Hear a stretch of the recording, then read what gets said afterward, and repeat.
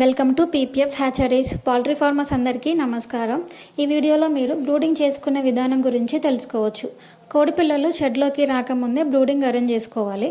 Brooding circle షేప్లో కానీ square షేప్లో కానీ చేసుకోవాలి.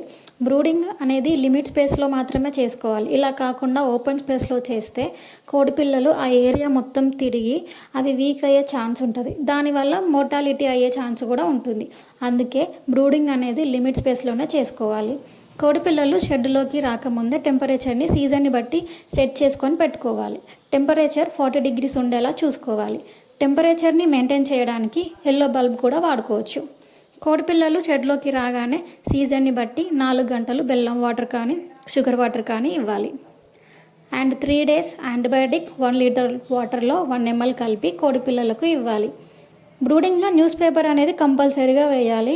న్యూస్ పేపర్ వేసే ముందు వరి పొట్టు అనేది 4 నుంచి 5 ఇంచుల వరకు వేసుకొని న్యూస్ పేపర్ వేసుకోవాలి.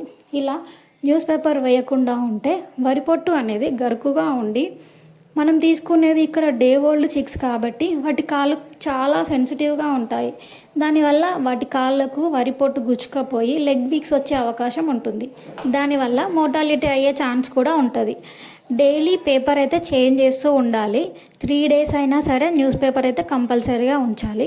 బ్రూడింగ్లో నుండి తీసిన న్యూస్ పేపర్ అలాగే ఉంచకుండా దాన్ని వెంటనే కాల్చివేయాలి. ఎందుకు అంటే అక్కడ లిటర్ వల్ల ఆ ప్రాంతం అంతా తడిచిపోయి అక్కడ అమోనియా ఫామ్ అయ్యే ఛాన్స్ ఉంటుంది. దానివల్ల కోడి పిల్లలకు వ్యాధి వచ్చే అవకాశం ఉంటుంది. అండ్ ఫీడర్కి డ్రింకర్కి మధ్య 3 feet డిస్టెన్స్ ఉండేలా చూసుకోవాలి.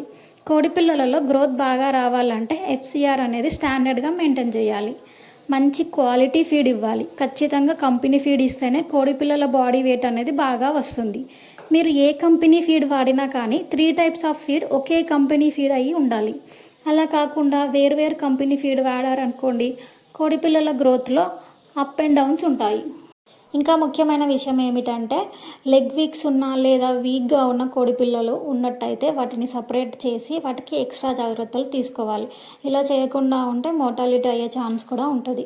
ఈ విధంగా బ్రూడింగ్ చేసే విధానం అనేది సరైన పద్ధతిలో ఉంటే కోడి పిల్లలు మంచి గ్రోత్ మరియు మంచి లాభాలు కూడా పొందవచ్చు. ఈ వీడియో కనుక మీకు యూస్ఫుల్ అనిపిస్తే లైక్ చేయండి, షేర్ చేయండి, కామెంట్ చేయండి అండ్ సబ్స్క్రైబ్ కూడా చేసుకోండి.